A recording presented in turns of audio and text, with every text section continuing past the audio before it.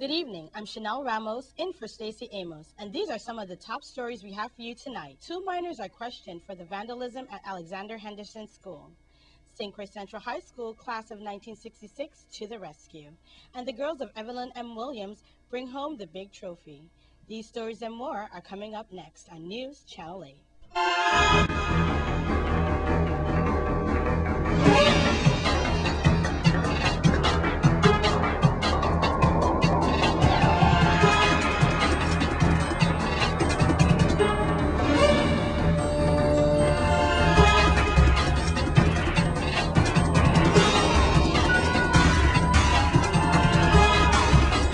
Tonight, we start off with another breaking story. We have a tractor-trailer accident just west of the Melvin Evans Highway. News Channel 8's Wes Small is on the scene. Thank you very much, folks. It is around 3:30 in the afternoon. We're on Melvin Evans, Airport Road West. We have a prefab house. We're going to try to go out a little bit, but we're in harm's way here. And you can see that looks like they just got it back on its haunches, back on the trailer there. I don't know where it was on its way to, but at least they're trying to get it. Hopefully no one got hurt. I just talked to Police Chief Hal, back up a little bit, cameraman, just a few minutes ago. And hopefully we don't think anyone's hurt. But they are right now trying to get it back on this flatbed. But as you can see, it's a monumental task there. I don't think it's going to be messing up rush hour traffic too bad as we approach 4 o'clock. Again, this is a breaking story exclusive you're seeing on News Channel 8 only. We have a flatbed truck there. It looks like it derailed as it went over to the left. We're on the westbound side of the Melvin Evans, just west of West Airport Road. As you see the driver, I guess, there, and law enforcement trying to figure out their paperwork and trying to get this mountainous task back on the road.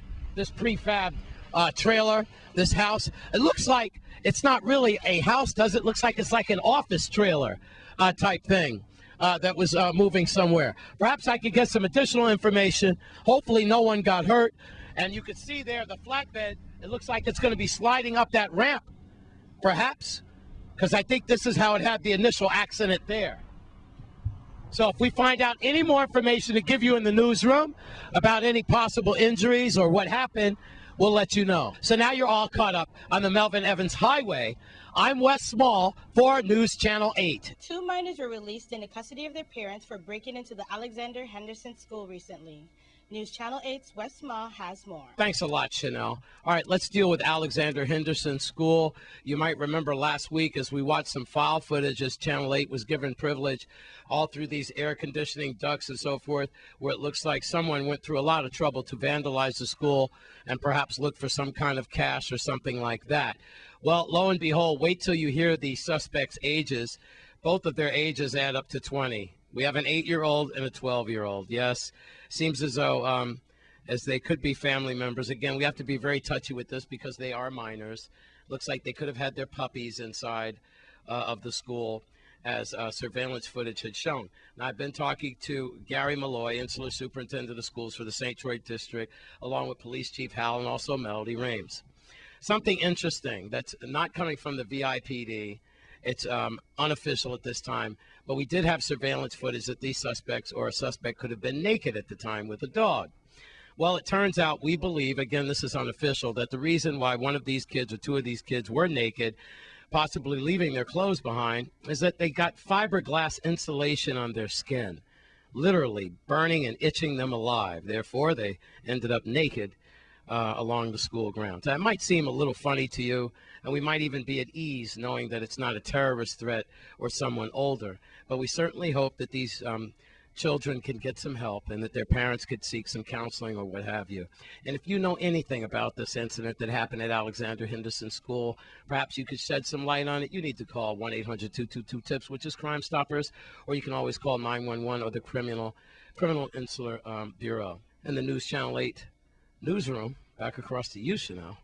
I'm Wes Small. The Williams Light construction project is still ongoing. Let's take a look at the progress. In Williams Light, I have an old-timer with me because from day one, old-timer came with us because he had some concerns in terms of what we are doing for the community. But I made a commitment to him and to the residents of the community that we're going to give an update. They have made a lot of progress, and there's still some work that still needs to be done. And if you look on my right, you have the underground drainage, which was already put into place, and you have the curb and gutters already installed. So it's just a matter of the company getting together and doing the final paving. And if you look down on this avenue, 2nd Street North, you could see that already start the basic preparation. So it's a matter of time before we complete phase 1 of this project. Phase 2 project, we stopped by my Ms. Blackman, Phyllis Blackman. She's the president of the Homeowners Association. And she was just giving me an update in terms of some of the areas that need immediate attention. So I'm here and I want to thank her for giving us the opportunity to bring us up to date in terms of the pending projects that's long overdue in Williams Delight. And I'm going to make it my business to get with the commissioner and his staff so we could get Ms. Blackman an update so she could update her residents in the community. VI paving for a job well done. Okay. We're very pleased with what they did. And on one of the points, after they almost completed, they run out of money, but yet still they put the speed humps in for us for free. And a couple of the things that we didn't have money to do, they did it for us. Okay. So what I'm asking you all now is, when you all have another bid for the other project, if you all could, consider them to do the whole of Williams Delight for us, as they do us that favor. Ask me to buy a card, and all of them in here, a lot of them sign a job well done and thank them. The class of 1966 donated some much-needed funds to the Cardiac Center at Governor Wang F. Louis Hospital. News Channel 8's West Mall files this report. It's all about Luzzy today. Of course, we're talking about our former Lieutenant Governor Luz James and his lovely wife, Luzzy. And this is the foundation here. We've been here a few times, and we have some more angels here. This is the class of 1966. Wait a minute, I wasn't finished yet. The Christian Stead High School. Hi, sir. What is your name? My name is Gilbert Hendricks. Gilbert Hendricks. You were an A student back in 66, they tell me? Yeah. A B. All your classmates are going to tell on you. I'm making jokes, but as I look at this Christian Stead High School class of 66, knowledge is power. And y'all have given something to this cardiac center here at Juan Louis and under the name of our beloved Luzzy. What have y'all done?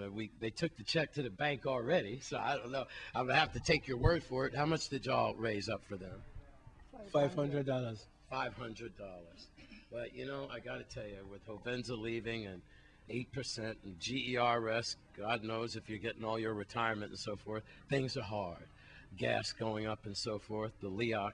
So for you, any amount for this deadly disease of heart disease or what have you, how they use your funds, is going to go a long way.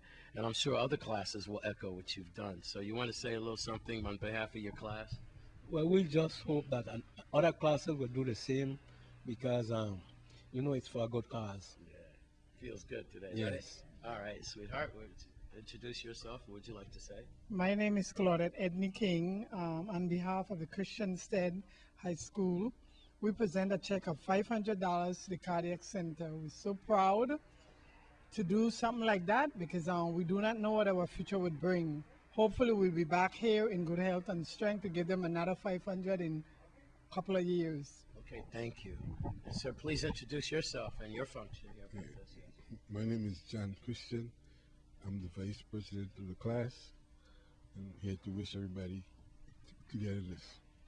Thank you for what you've done. Now you just couldn't wait to get in there. Please introduce yourself and what this means for you.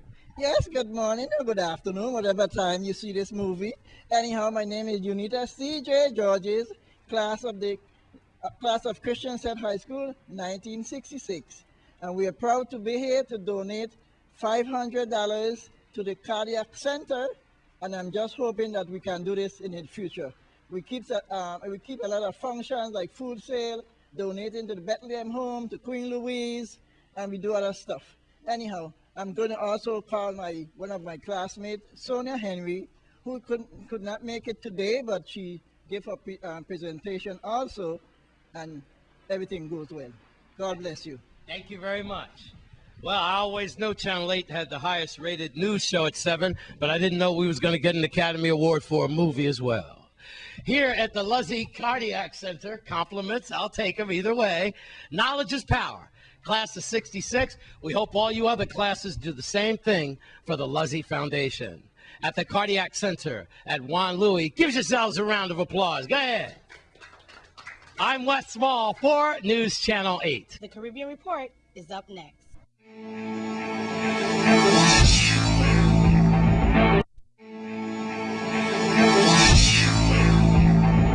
Here's your Caribbean Report.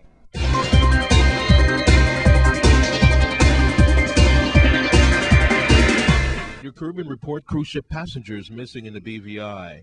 According to Road Town, British Virgin Islands, police in the British Virgin Islands are investigating a report that a couple from the cruise ship Costa Luminosa is missing. According to the police information office, the port agent for the MV Costa Luminosa stated that the ship arrived in the Virgin Islands on Wednesday, April 11th, with the two passengers who first boarded in the Dominican Republic. After delaying its departure to await the passengers' return, the cruise ship left the territory without the passengers. Their passports were now in the possession of the police.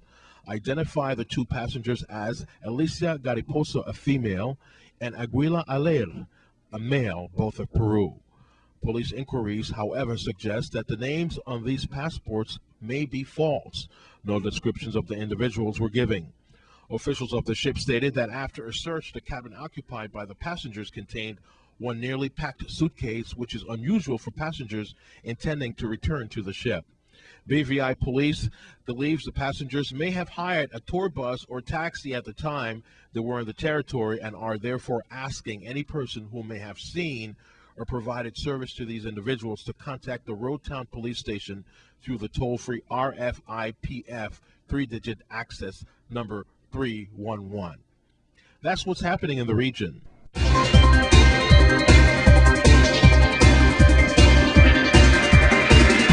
It's Wednesday, and it's your Crime Stoppers Report with Judy Buckley. This is Judy Buckley with your weekly Crime Stoppers Report. Crime Stoppers wants everyone to know that federal and local laws clearly state that you cannot abuse, harm, sexually assault, threaten, or stalk your partner. You, the partner, do not have to face domestic violence alone, in fear, or in shame. Help is available at every level within the community. Many organizations have worked hard to change the idea that what happens to family members in the home is private and none of anyone else's business. The truth is that when someone is hurt by his or her partner, it is a community problem, and if reported, it will get a community response.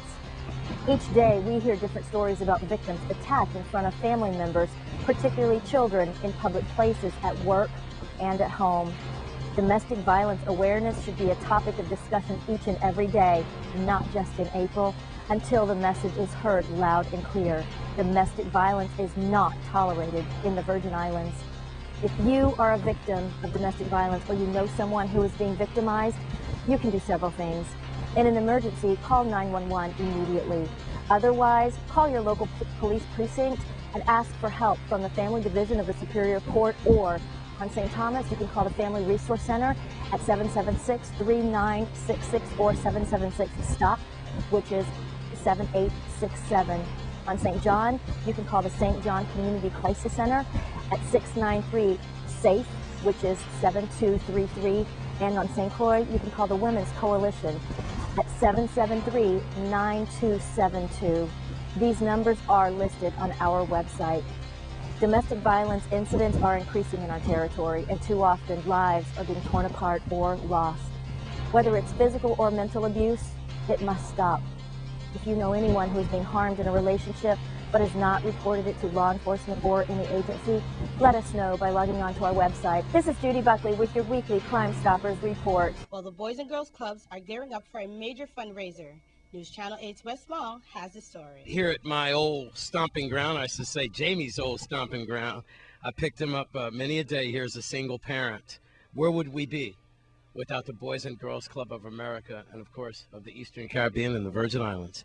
The director here, the St. Croix chapter, Neil Canton, right? And you've got some information there. Yes, good evening, good evening. Yes, this week starts National Boys and Girls Clubs Week, which we celebrate annually for over 75 years. We've been doing this nationally, and we followed suit. We've been here since 1973. Right on. So we've been doing this every year. So it's a week of activities that's going on Our biggest event that we're having is an open house. We're trying to, open the door, take the tour, and open up to the community so they can come in and see what we're doing. We're hoping to have our donors come through. We're especially hoping to have some of our alumni come through and probably speak to the kids and let them know, how important a role the Boys and Girls Club played for them in their lives. So we're hoping for that. Today is actually Club Appreciation Day, which we're encouraging the kids to show their appreciation in any way for the club, the staff, the volunteers.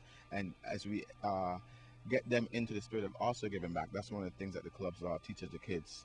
Tomorrow is a healthy lifestyle. So tomorrow we're going down to the Christian Stead Fort, and we'll have a host of activities that the kids would take part in, kind of competitive activities against other within the club. Some type of intramural sports, so to speak. Right on. So we just encourage the public to really come out. We've had open house before, and the doors are open, but I didn't get as many people through the doors as we wanted to. So we really want to encourage the folks to come in, and I know there's a lot of people that really cares about us because we get those calls, and and offers to help us in whatever way they can, large and small. So what is the phone number, Neil? Phone number here is 778-8990, 778-8990, and we'll be here on Friday. The open house starts at 3:30. 3:30 open house right here by Times Square. Exactly. And they're right across from the old St. Croix Avis there, right across the street from the Boys and Girls Club. It's a safe haven for kids and so forth. And Neil, I just want to congratulate you and your staff at times like these. What's going on in our territory, we applaud you. Yeah, that's a very important statement, because at time like these, we want to make sure that the kids aren't drawn into this stuff. A lot of parents are going to be kind of depressed right now with the way the economy is. We got to make sure that we keep the spirit of our kids up and lively, and that's why the club will be here for them, and we got to do whatever we can to make sure that the club remains open. As I said, the clubs, because we're still working on the one in Frederickstead. We have the one in St. Thomas and the one here in Christiansted, and we got to keep these doors open for these kids, especially now. They need a place, a safe place away from home, because home may be a little chaotic at this point, so we want to have a place that they can come and hang out and be safe and learn something. All right. And if you'd like to donate your time, to volunteer, some money, some goods, bottles of water, ping pong balls, pool sticks, pool balls, chalk, anything that can help these children, call 778-8990. Thank you very much, Neil Canton. And thank you very much. Wings waiting for you in heaven, partner, you and your staff. And Vanessa, she's your backbone. Yep, she is. I got a great staff here. By Times Square, the old Boys and Girls Club, where would we be without them? I'm Wes Small for News Channel 8. Up next, the Sports Rundown. This newscast has been sponsored by Mario's Virgin Crystal. Let us save you the hassle of lugging those jugs around. Purified bottled water conveniently delivered to your home or office. Also available in your favorite grocery store. Call 773-2810.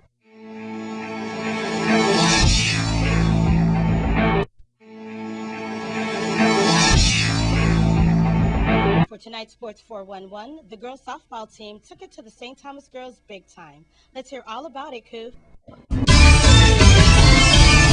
Thanks a lot here at the Evelyn M. Williams School, where with Coach DeGrasse and the girls softball team, where they just got back from St. Thomas and they won it all. Coach, first of all, let's start off and introduce some of the players, okay?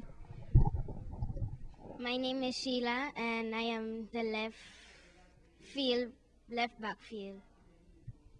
My name is Janisha Henry, and I'm right field. My name is Shamaira Rivera, and I am left field. My name is Shakia Hinton, I am right field. My name is Diana Torres, and I am catcher. My name is Rakita Clark, and I am left field. My name is Kyle Bryson, and I am shortstop. My name is Shamaya Rivera, and I am center field. My name is Christina Ilarez, I am second base. My name is Michaela Joseph, and I am the pitcher. Hey, Coach, let's talk about the games now. How was the games over there? Well, the games was the first game we won 11-7. And we kind of was sluggish in the beginning, and then because of the plane ride, the little layover, they played real good. They came back and played tough. Second game, Started out bad. I ain't gonna lie, we started out bad. We was down 10-0 in the first 2 innings, and I think this team need a little pressure to play because that's when they started playing their best game. When they was down 10-0, we came back, and then the rain came, and we won the game still, but under disqualification because the other team walked off the field. So it's one of those things that I feel that this team, they need pressure to play. So they also playing in the Little League round, maybe Emo Plasket. So you gotta watch out for them. I think they're gonna go undefeated in that too. So we had a Paul Ficky year. They're losing a lot of seniors. They got to rebuild.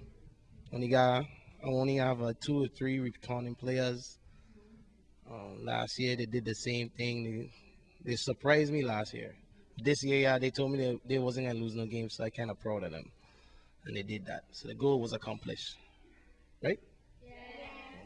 Okay. So like you said, you guys not only did good this year, you did good last year for so you had quite of a run with this team. Yeah, well, right now there is defending territorial champs 2 years in a row, and district of St. Croix champs 2 years in a row. So kind of got a little notch on my shoulder about them. So I kind of know that next year I got a lot to do. Rebuilding next year. Rebuilding next year. Well, my coaching staff is very good too. He's not here, Troy, and my other coach, Ms. Torres. They kind of the backbone of the team too. So without them, this team can't work. So we'll figure out what we're gonna do next year. Ms. Torres, you got anything to add? My team, I must say, is a very dedicated team. When it comes to practice, they do what they're supposed to do, and they don't believe in losing. They always turn to the coaches and say, "We're winning this for you guys," and they made us proud this year. So I gotta thank my girls again for another successful year. Coach, you got to thank some folks out there. Yeah, I gotta thank first of all Fire Junior Firefighters. He let us borrow the van. Sharice Potter, Housing Park and Recreation. Sabita, I gotta thank him. He always big us up on the radio. Who else we are? Sapphire, yeah, because we had a little situation and they came through for us the following night. So I gotta thank those people. I mean, without them, the parents and everybody who helped us out with this team, I mean, without them, we couldn't have a team and we couldn't be successful in St. Thomas. And the St. Thomas staff really took care of us when we got there. So I gotta give them all kudos to them for that. Well, before I go, I just want to say congratulations again to the Evelyn M. Williams Scorpions girls softball team. Job well done. That's a look at your Sports 4-1 update. I'm Stephen Q. Francis for News Channel 8.